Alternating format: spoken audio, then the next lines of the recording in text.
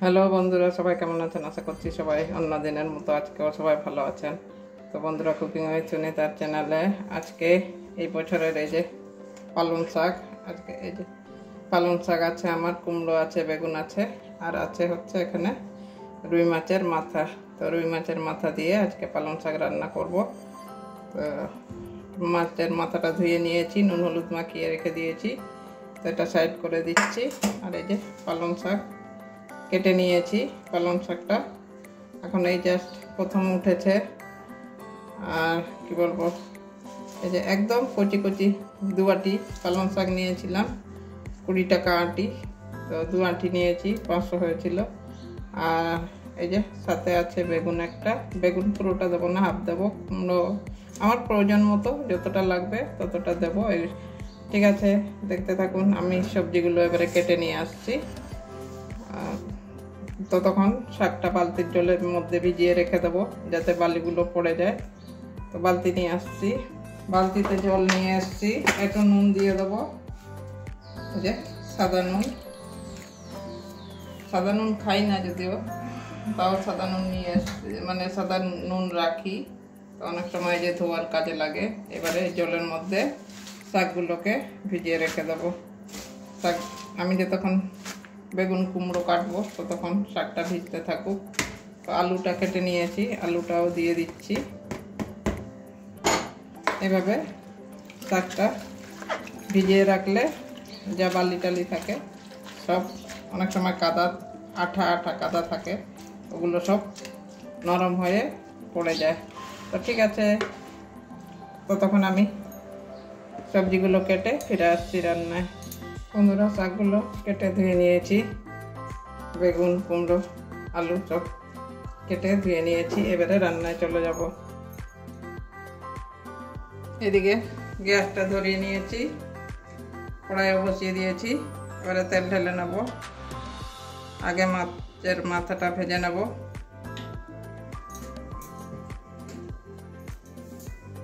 তেলটা গরম হতে দেবো। তেল গরম হয়ে গেছে, এবারে মাছের মাথাটা ভেজে নেব।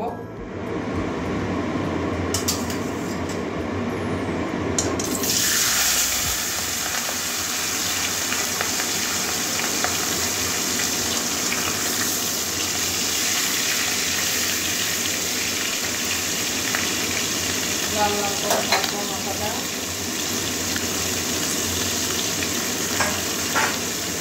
একদিকটা ভাজা হবে, উল্টে দেবো। এবারে উল্টে দেবো।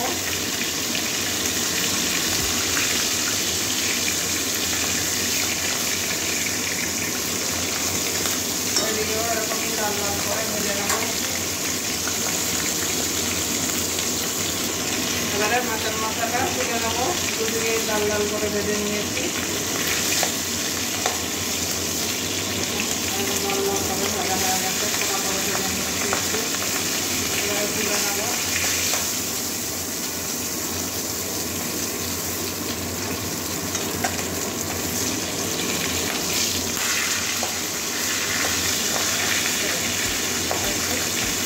পোড়া করে ভেজে নেবো, লাল লাল করে ভেজে নিয়েছি। এবারে তুলে দিচ্ছি। এবারে আলু কমিয়ে দিচ্ছি। আর তেল লাগবে না, যা তেল আছে আমার হয়ে যাবে। এবারে ফোড়নে 5 ফোড়ন দিয়ে দিচ্ছি, 1 চামচ, একটা শুকনো লঙ্কা। এবারে একটা বড় সাইজের পেঁয়াজ কুচি করে নিয়েছি।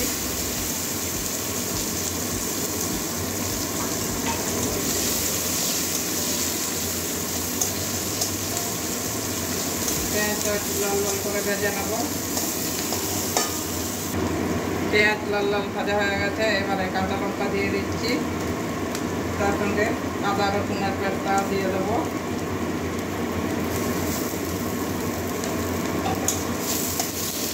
সবগুলো আবারও কাঁচা গন্ধ, রসুন আদা রসুনের কাঁচা গন্ধ যাওয়া পর্যন্ত ভাজবো। আদা রসুনের কাঁচা গন্ধ চলে গেছে। এবারে বাকি মশলাগুলো, জিরে গুঁড়ো, ধনে গুঁড়ো, আর ছিল হচ্ছে হলুদের গুঁড়ো, আর কাশ্মীরি লাল লঙ্কার গুঁড়োটা দেবো না, কাঁচা লঙ্কা দিচ্ছি। এবারে বাটির মধ্যে দিয়ে জল ঢেলে দেবো। জল দিয়ে মশলাটা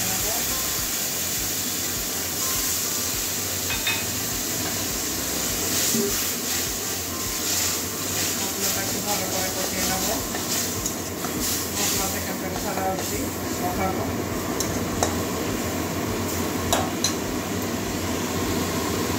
মশলাটা কষানো হয়ে গেছে, মশলা থেকে তেল ছেড়ে দিয়েছে। এই যে এবারে দুটো তেজপাতা দিয়ে দিচ্ছি।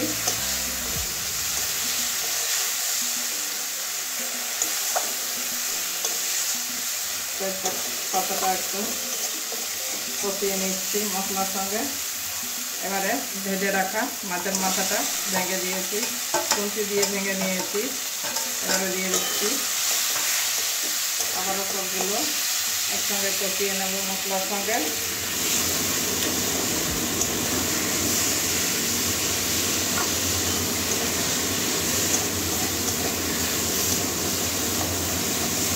একটু 2 মিনিট কষাবো।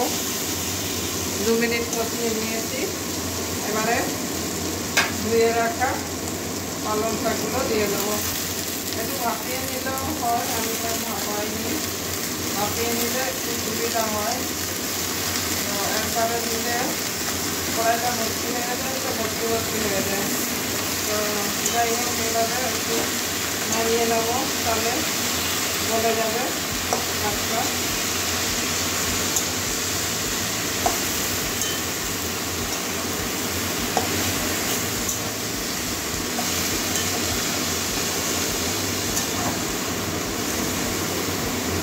এখনো শাক দেওয়া হয়নি, সবগুলো কিছু শাক জীবিত এখনো আছে, এগুলো একটু কষিয়ে নিচ্ছি যাতে কমে যায়।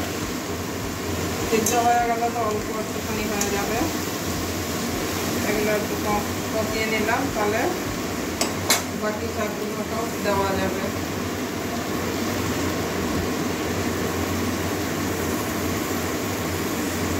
এখন তো একদম কচি শাক, এখন তো সেরকম শাক পালং শাক ওঠেই নেই। যা আজকে আমাদের এখানে একটা সবজি এলা আছে, ওর কাছ থেকেই নেই। এবারে আবারও ভালো করে কষিয়ে নেব, নুন দিয়ে দেবো, তাহলে তাড়াতাড়ি শাকটা নরম হয়ে যাবে।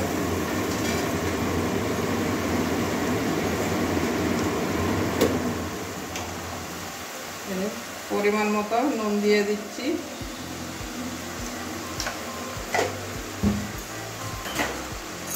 এবারে আবারও মিশিয়ে নেব নুন দিয়ে, সব এভাবে মিশিয়ে ঢাকা দিয়ে রান্না করে নেব।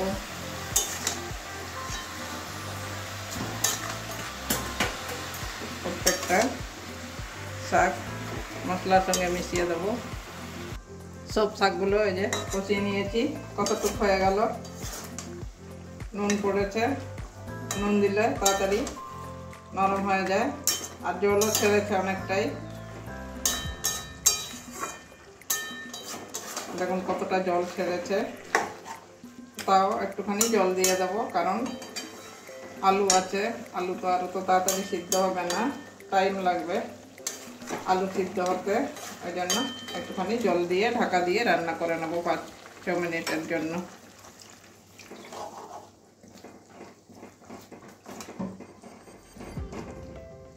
বেগুন তো তাড়াতাড়ি সিদ্ধ হয়ে যাবে, কুমড়ো সিদ্ধ।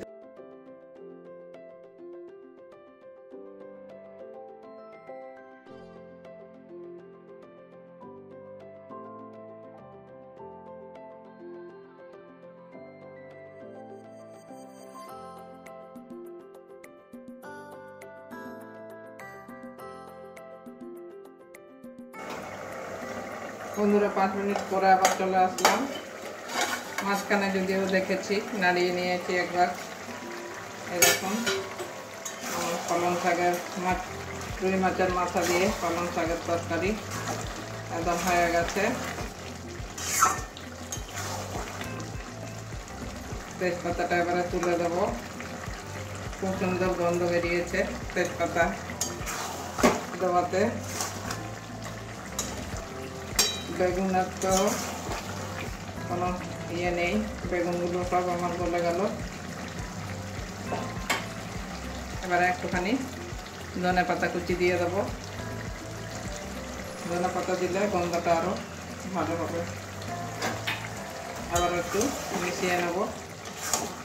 বেগুন তো যদিও নেই, গলে গেছে।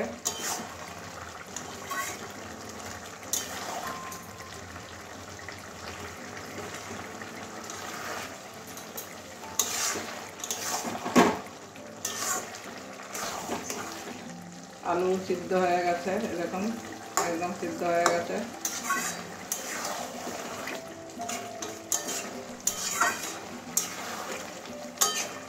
ভালো করে ধনে পাতাটা একটু মিশিয়ে দিচ্ছি, নাহলে ডেলা ডেলা হয়ে থাকবে।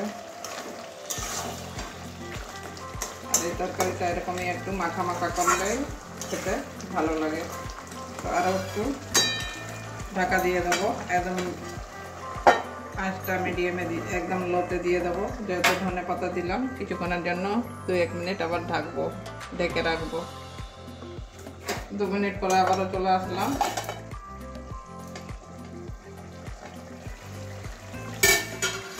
এরকম ধনে পাতার গন্ধটা খুব সুন্দরভাবে বেরিয়েছে, ধনে পাতাগুলো সব নরম হয়ে গেছে। তরকারিটাও আমার একদম কমপ্লিট হয়ে গেছে। কুমড়োগুলো যদিও আছে, খুঁজলে পাওয়া যাবে, বেগুন তো আর খুঁজলে পাওয়া যাবে না। তো যাই হোক, এবারে নামিয়ে নিচ্ছি, নামিয়ে একটা বাটির মধ্যে ঢেলে দেখাচ্ছি। গ্যাসটা বন্ধ করে এবারে কাতলা মাছ বলছি, রুই মাছের মাথা দিয়ে আজকে পালং শাকের তরকারি করলাম। কেমন হয়েছে অবশ্যই কমেন্ট করবেন। আর আপনারা অবশ্যই একদিন এইভাবে বাড়িতে বানিয়ে খেয়ে দেখবেন, খেতে ভালোই লাগে। তো যাই হোক, অনেকেই করে খাই, আর আপনাদেরকেও বলছি আপনারাও একদিন এইভাবে বানিয়ে বাড়ির সবাইকে খাওয়াবেন। তো কেমন হয়েছে আমার এই রুই মাছের মাথা দিয়ে পালং শাকের তরকারি অবশ্যই কমেন্ট করতে ভুলবেন না। আর নতুন নতুন বন্ধুরা যারা নতুন আসছেন, তো তাদেরকে বলবো চ্যানেলে নতুন হলে সাবস্ক্রাইব করবেন, পাশে থাকা বেল আইকনটা একটু অন করে রাখবেন, তাহলে নতুন নতুন ভিডিওগুলো যা দেব সবার আগে পেয়ে যাবেন। তো এখন তো শীতকাল আসছে, এখন এই সবই আইটেম করতে হবে। তো যখন যে সিজনে যেটা পাওয়া যায় তখন সেটাই তরকারি করতে হয়। তো যাই হোক, কেমন হয়েছে একদম কমেন্ট করতে ভুলবেন না, কিন্তু আশা করছি আপনারা নিশ্চয়ই কমেন্ট করবেন। তো ঠিক আছে, আজকের জন্য এটুকুনই। আবার অন্য কোনো দিন অন্য রান্না নিয়ে আসবো। সবাই ভালো থাকবেন। কালী পুজো আসছে, কালী পুজো ভালোভাবে এনজয় করবেন।